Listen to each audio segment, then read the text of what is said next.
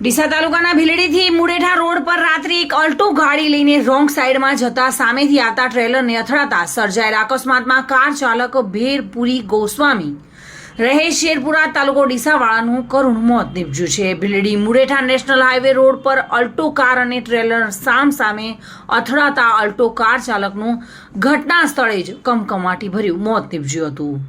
ત્યારે ભીલડી પોલીસે ઘટના સ્થળે પહોંચીને ગુનો નોંધી કાયદેસરની કાર્યવાહી હાથ ધરી હતી। જો કે કાર ચાલક રોંગ સાઈડમાં હોવાથી પોલીસે મૃતકને આરોપી બનાવ્યો હતો અને ટ્રેલરના ચાલક ફરાર થઈ ગયું હોવાનું જાણવા મળ્યું છે।